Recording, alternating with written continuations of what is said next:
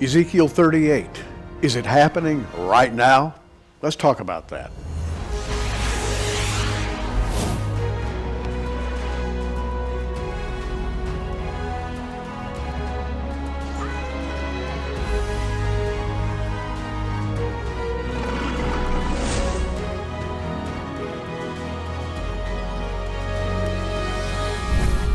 And here to talk about it, once again, author, lecturer, Bill Salus. Bill, welcome back to Prophecy Watch. Gary, thanks for having me back again. Wow, big prophecy there.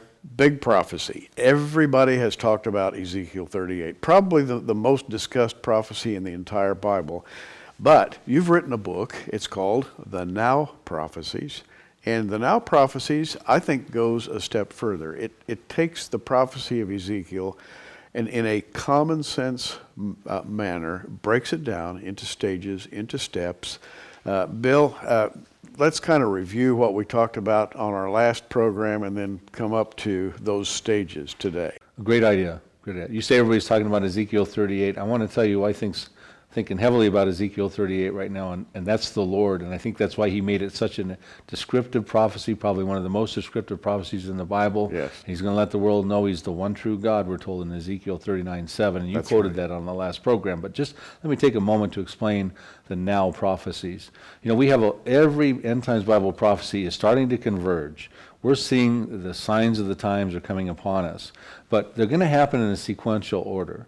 Some of these prophecies actually could happen now. They have limited to no preconditions. They are essentially imminent at this point. And those are the ones I identify in the book. There are other ones that have some significant preconditions. They need the Now prophecies to find their fulfillment. I think Ezekiel 38 is one of them. I think it's a very important event, but I like to share with people what I think is going to segue into that. And then I also identify a last group. I call them the last prophecies. So we got Now, Next, and Last. Okay, well, let's talk about some now type things. And I'm going to kind of go through your little micro notes here. Disaster in Iran, as described by Jeremiah. Destruction of Damascus, Isaiah 17. The toppling of Jordan, Jeremiah 49. Terrorization of Egypt, Isaiah 19. The final Arab-Israeli war, Psalm 83. And of course, you've written extensively about Psalm 83. Decline of America, Ezekiel 38:13. Now, you've listed a number of events that interlock. And I think you're the first to come along and do that in the way that you've done it, to point out that certain things like little dominoes have to fall before you get to the big one. And so let's go there and make that clear to our viewers. Right, and I'd like to also encourage your viewers to think about this. When Ezekiel 38 happens, a lot of people, when they look at the potential for Ezekiel 38 happening now, they're looking at Israel in its present geopolitical condition, thinking that we're real close to that fulfillment of that prophecy. What I want them to look at is, well, what is the Israel really going to look like, considering that these potential Now prophecies will happen in advance and set the stage for Ezekiel 38 and 39. And that will give you a different perspective of how I think we should be treating the Ezekiel event. It will be an unbelievable time in the world's future when the Lord will have a captivated world audience, and he will stop the invasion of Ezekiel 38, we're told. It won't be the Israeli Defense Forces, it won't be America. And he will be able to say, look, I did it. I am the one, the Holy One of Israel. My name is holy. So, but these Now prophecies, Gary, they are no small potatoes events. Okay, let's talk about that disaster in Iran. Iran is a powder keg. What can I say? And you've lectured on this before, and I'm just going to turn it over to you. Tell us about Iran and how Iran is going to play into the near future. In a nutshell, Iran has double jeopardy in the end times. You know, most of your viewers are familiar with Ezekiel 38, verse 5 says that Persia is involved in that Ezekiel invasion, and Persia was once called Iran was once called Persia until 1935. Powerful prophecy, but we're not going there. We're going into the other prophecy, been vastly overlooked. We've talked about it on your show before with my book called Nuclear Showdown in Iran, revealing the ancient prophecy of Elam, E-L-A-M. There's another prophecy dealing with Iran that talks about a disaster. I think it could be nuclear, Gary, in Iran. And what it says in this prophecy, it's only 6 verses in Jeremiah 49, verses 34 through 39, that a time would come when the Lord would be fiercely angry with the leadership of Iran. It says he will destroy from there the kings and the princes. You do not destroy good leadership. I think he's very upset with the Iranian leadership today that is trying to put together a nuclear weapon that wants to destroy Israel, the very Israel that the Lord will uphold his holy name through in Ezekiel 39:7. Iran will not destroy them, or the Lord would be have a lot of egg on his face, let's put it that way. Yeah. So it says that the reason he's angry with them is they want to launch something lethal somewhere because he says he will break their bow at the foremost of their might. The problem we have there is that all of a sudden this becomes a disaster because it says that the indigenous population will be affected by something and have to flee immediately out into the nations of the world. I think we're dealing with a nuclear scenario because that is where the Bushehr nuclear reactor is. It's a nuclear disaster waiting to happen. On a map, you'll see that Elam hugs the Persian Gulf and that Bushehr province is in there. Russia's contracted to build more nuclear sites in there since this nuclear deal's Right come out. on the water's edge, by the way. What a terrible place to build a nuclear reactor on the shore of the Persian Gulf. Exactly, and I'm actually looking at the Jeremiah 49 verses 34 through 39 as possibly, I sequence it as possibly the next event. Now, I do want to say to your viewers, listen, putting these things in their chronological order is a bit speculative. I'm doing the best I can to tell you how I think they will lay out. I think that's important. How do we prepare for these as they will probably unfold? But when they unfold, they'll be like birth pangs. They'll be coming. That one event will lead to a more intense event, and they'll start happening with more frequency, and they will be unpreventable and unstoppable. Now, we've talked about Iran. Everybody knows about the Ayatollah Khamenei. He stands up in his wonderfully tailored outfit, and he shakes his fist and cries out, "Death to America," all the time. I mean, it's something, it just gives him a thrill. America being a Christian nation. We may be the last outpost of something called a Christian nation. We're failing, I believe, fast, but we're still a Christian nation. Satan knows that. And when the Ayatollah stands up and says death to America, he's not kidding, right? Oh, no, and you'll never see the Ayatollah Khomeini shake President Barack Obama's hand because it would literally be like shaking Satan's hand. You'll never see that happen. Now, there's a couple things to talk about here. Basically, there's another reason I believe the Lord is angry with Iran is the fastest growing evangelical population in the world right now. They are having dreams. The Iranians are having dreams, visions, miracles, and healings. They are disenchanted with Islam. It has let them down since the 1979 revolution.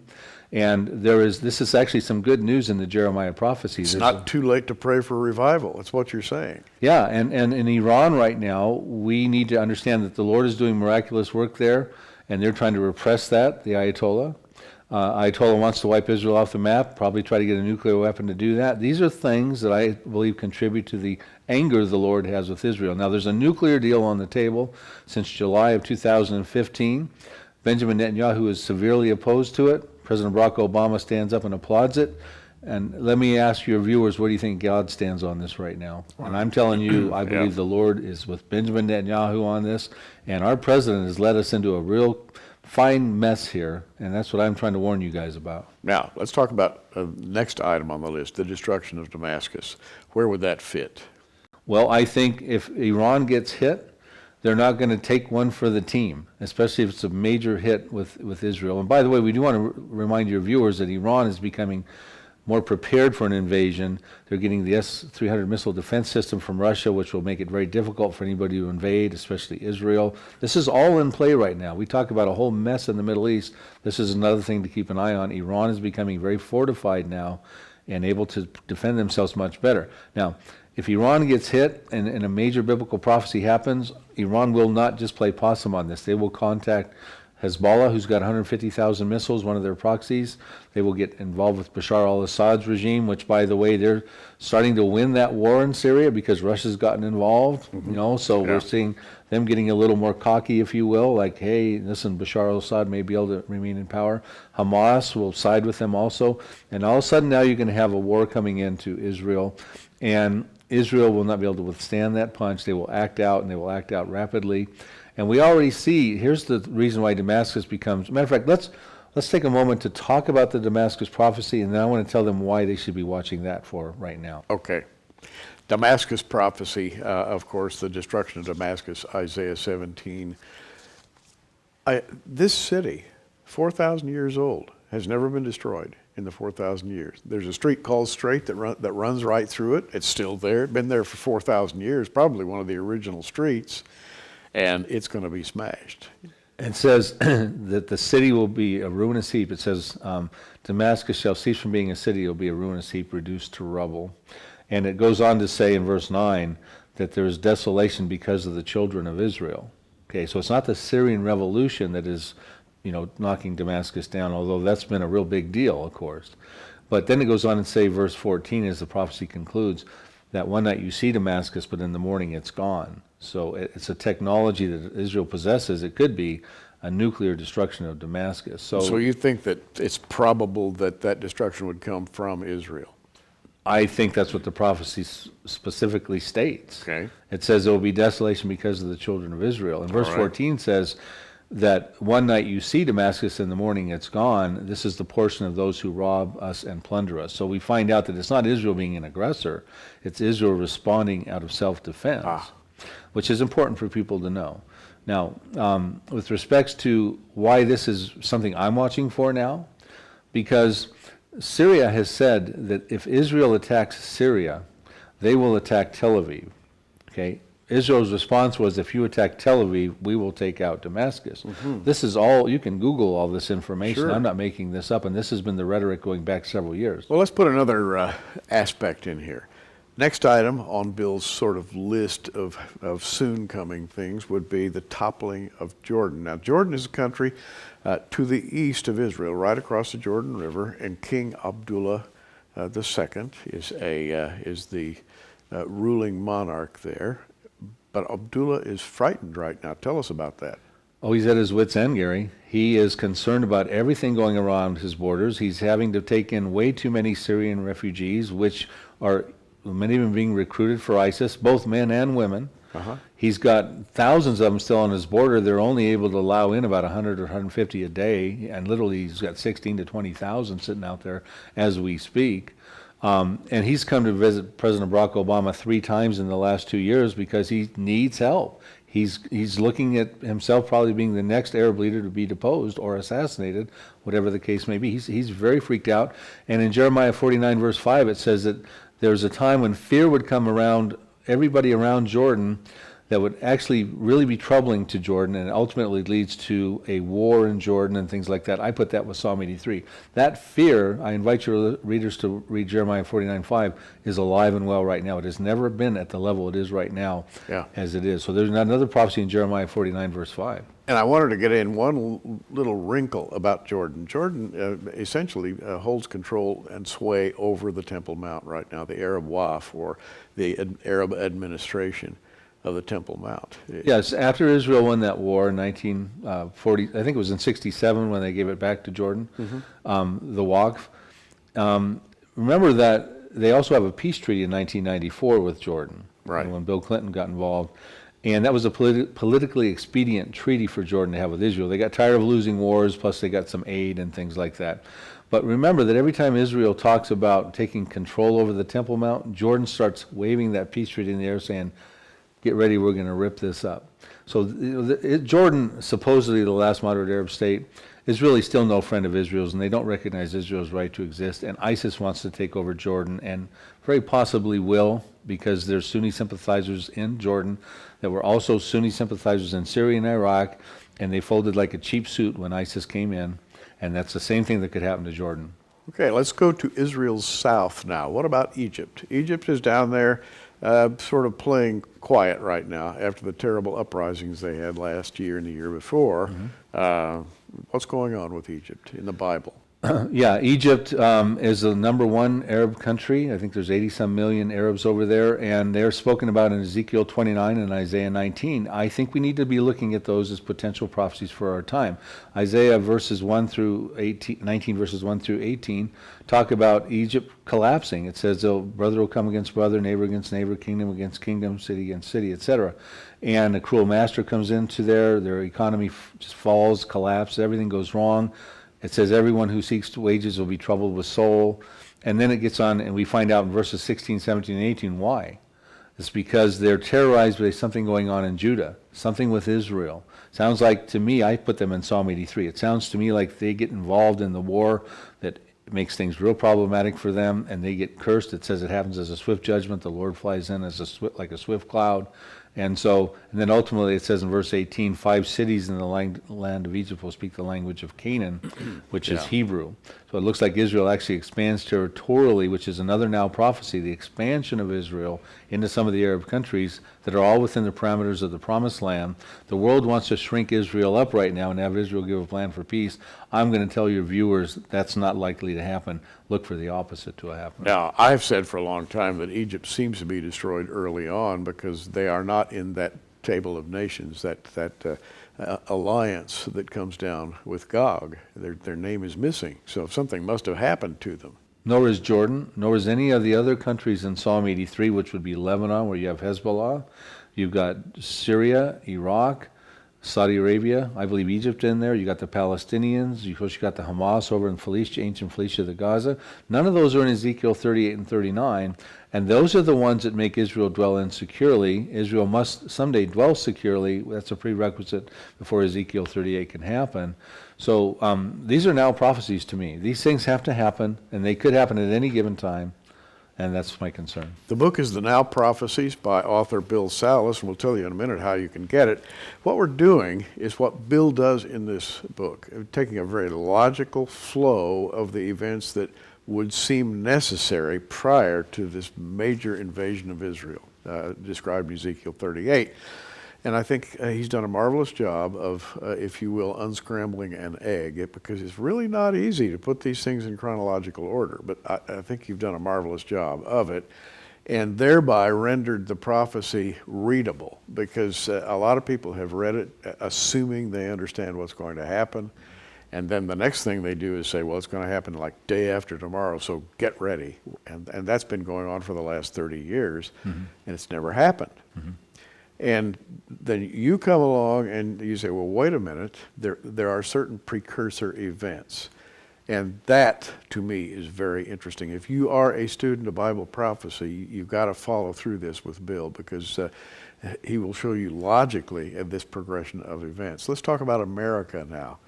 What's got to happen to America before the big invasion of the Middle East? We in our prior program, we talked about how we've crossed every dangerous biblical boundary. Yeah. Let me share a story with you, which I think we can do in just a couple of minutes. Will sort of encapsulate my concerns for America. Chuck Missler is someone we both respect, a Bible prophecy teacher. He and I had a conversation. Now, Chuck Missler for quite a while was talking about 2 Chronicles 7:14, for several decades. If my people who are called by my name would humble themselves and pray and seek my face, I would hear from heaven, forgive their sins, and heal their land.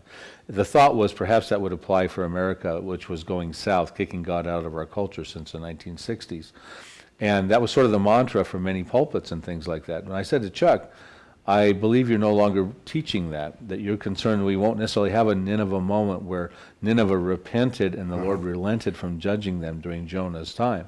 He said, I'm concerned, Bill, we may be gone too far from that. And so I said to Chuck, well, that means we're at Jeremiah 7:16. And what that basically says there is that the Lord told Jeremiah, listen, I don't even make intercession for the southern kingdom of Judah anymore. Your prayers I will not hear, because look what they're doing in the streets of Jerusalem. In other words, the Lord, who knows the beginning from the end, knew at that time that there would be no 2 Chronicles 7:14 going on, no Nineveh moment in the southern kingdom of Judah. So he said to Jeremiah, prepare them for captivity. Your prayers are going on deaf ears at this point. They're not going to change, right? So then I said to Chuck, that means if that's the case, that we have a Hosea 4:6 to be concerned about, which is one of the chapters in the book. Will Americans perish for lack of knowledge? Hosea warned to the northern kingdom, which was destroyed by Assyria in 722 BC. He said, look, the judgment is coming. He's speaking to all the inhabitants of the land, whether they had faith or not faith. And the religious leadership at the time was not teaching the message. The people weren't getting the memo the way they were supposed to, and they weren't listening to the prophets like they should have been. And he said, everyone who lacks understanding will be trampled. And then he says in verse 6 of Hosea 4, my people are destroyed for lack of knowledge. And Gary, that's my concern right now. The pulpits across America right now are not laying out the prophecies the way they should and preparing people for them. It would be like Noah was saying, there's a flood coming, you need to get ready, and the people were laughing and scoffing. And that's what we got going on right now.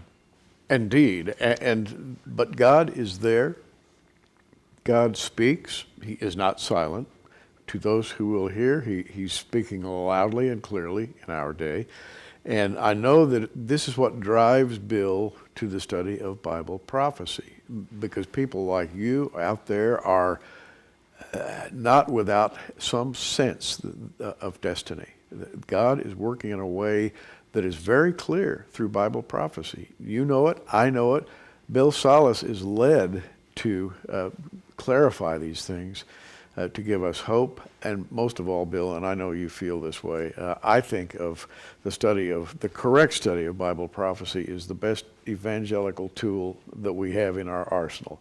If you can convince people of the reality of Bible prophecy and then lead them to Christ, that's a solid conversion. Absolutely. You know, the Lord devoted about a third of the Bible to give us prophetic information. And he didn't have these prophets write these notes down centuries ago because God's got a bad memory and he needed to be reminded of what's going to happen. He gave us the information because he knew we would need it to get through the times which we're going through. It was relevant for Jeremiah to know what he needed to know about the Babylonian captivity, for Joseph to know what he needed to know about the famine, and there are things we need to know about what's coming into this country and in this world. Now, something we ought to discuss here a little bit more is Ezekiel 38:13. Sheba, Dedan, and the merchants of Tarshish, with all the young lions thereof, shall say unto thee, art thou come to take a spoil? In other words, have you come to loot us and to take all of our goods and all of our money? Now, we've got this protest to the invasion. Sheba, Dedan, and the merchants of Tarshish. And this is another little now prophecy that you've got in your book. Yeah, we had to find out who are those four people. You know, the prophecy has 9 members of Russia's coalition, has Israel's involved. The Lord's certainly involved because he stops the invasion. But that's not the end of the story. There's these 4 other population groups, Sheba, Dedan, the merchants of Tarshish, and the young lions. And they're not fighting with Russia, but they also don't seem to be defending Israel nor protecting their commercial interests. They're standing on the sidelines echoing the motive of Russia's invasion. Are you coming for plunder and booty? So I try to, in the book, identify who those people are. And I put forward very strong arguments, biblically, archaeologically, prophetically, geopolitically, as to why Americans need to be paying attention to Ezekiel 38:13 as us being the young lions of the merchants of Tarshish, the UK being the merchants of Tarshish. So the reason I think it's important for them to get into that and do their own homework on that is because that America is less than a superpower from what it appears there. Why would we not be stopping Russia? Why would we not be fighting along our friend Israel? It's a weak protest point? Rather than a counterattack. So that this picture is a picture of a weak and dying America. And I believe that's a now prophecy. I believe the decline of America is starting right now from this point forward. You know, we said goodbye to God, and we sort of signed our own tombstone on June 26th of 2015 when we approved same-sex marriages. And I know that Americans are looking for some political superhero to turn things around. But is that individual going to come into the office and reverse some of these Supreme Court decisions that are poking God in the eye? Abortions, can't approve same-sex marriage, approving same-sex marriages, can't approve the definition of a biblical marriage, one man to one woman? I don't think so, folks. And I would say put your focus on Jesus Christ, not on some political superhero in these days. And the abortion question. It's now okay, it's just perfectly permissible to take a newborn baby and rip it to pieces and sell the parts. I know that sounds ghastly. I almost choke when I say it. But we're there, Bill. Well, we are, and we have to ask ourselves, how does God feel about what's going on in these various places? You know, God has allowed mankind to set himself apart from God's will. He's allowed mankind to forget God's foreign policy in Genesis 12, verse 3, that he'll bless those that bless his plan of redemption through Abraham, Isaac, and Jacob on through the Jewish people. But, you know, God is about to silence his critics. He's about to let people know that Israel has a right to that land. He's about to get real serious in the world scene, and that's in Ezekiel 38. Now, the next item on your list of things is the expansion of Israel. Now, we're down to a very few minutes, and that's followed by the vanishing of the Christians. I love that one. Yeah, well, that's the blessed hope, right? It is. You and I, You know, one of the things that compels, I know both you and I, because we believe the Lord could come at any moment, there's Amen. no preconditions for that. It's a Yes. signless event, it's imminent, is it drives us to holiness and evangelism. I know that your ministry and my ministry is based upon taking the prophetic word of God and using it to witness to people to lead Right. them to Jesus Christ. And Revelation 19:10 says that the testimony of the spirit of prophecy is the actual testimony of Jesus Christ. So I think people need to understand what the rapture is. I give 6 to 10 reasons in that book as to why it's a pre-trib event, and I just try to encourage people with that message. The book is The Now Prophecies. Bill explained to me off camera that his real motivation in writing this book was not to write a heavy tome with every last detail in it, but to write a book that is easy to read, that will lead you along, that will take you through if you will, a logical track that will bring you to a conclusion about a certain aspect of Bible prophecy. And I think he's done it. The Now Prophecies, by the way, $14.95 in our online bookstore. That is prophecywatchers.com. Just click the online bookstore. You can get that book. And with it is a DVD. By the way, I have viewed this DVD. My wife and I sat and watched it. We were never bored. That's all I'm going to tell you. It'll lead you along to some amazing prophetic conclusions. Also $14.95 in our online bookstore. The two together, $27.95, and with that you get a free DVD. It's the Prophecy Watchers trip to Israel. It's called Join Us in Jerusalem, and with every order we include a copy of our magazine, The Prophecy Watcher. Bill has an article in the March edition, which you'll get when you order the book or DVD. We also have the Bill Salas collection in our online bookstore. That would include Psalm 83, the book and the DVD, and Nuclear Showdown, the book and the DVD. We've got all Bill's works right there. All you have to do is go to prophecywatchers.com, click the online bookstore, go down to the Bill Salas collection, and you can pick and choose. Hey, order it all. Bill's a good writer. And by the way, he's got a lot to say. Bill, it's a pleasure. We've got a little over a minute. How would you draw this to a conclusion? What would you urge people to study? Well, I think it's important for people to understand that the ancient prophecies are gifts to us of information. It's a plethora of information. They were not intended to stay on the parchment indefinitely. These prophecies are going to roll off the parchment and they're going to hit the pavement, and they're going to affect people, and they're not going to just affect Damascus or Iran. They're going to affect you and America as well, because the end times Bible prophecies were the significant events that the Lord knew would be globally impacting. So we can't sit here in America and think, well, that's over in Damascus. You know, this stuff is hitting our backyard now with 911 and the terrorism in San Bernardino, and I guarantee you that the Lord knows that these prophecies will affect you, and you need to know about them, and He wants you to know about them because He loves you. Indeed, and that's the bottom line. He loves you, and He wants to reach out to you and give you the opportunity to ask to become, if you will, a member of His family, which you can do through the finished work of the Lord Jesus Christ and His saving blood. All you have to do is ask. Salvation will be yours. Get the book. It's called The Now Prophecies, and it's an easy read. Bill Salas, thank you for being with us. Thank you, Gary. And to the rest of you, keep watching. We are. Thanks for joining us on Prophecy Watchers. You can find us on the web at prophecywatchers.com, and we'll see you soon.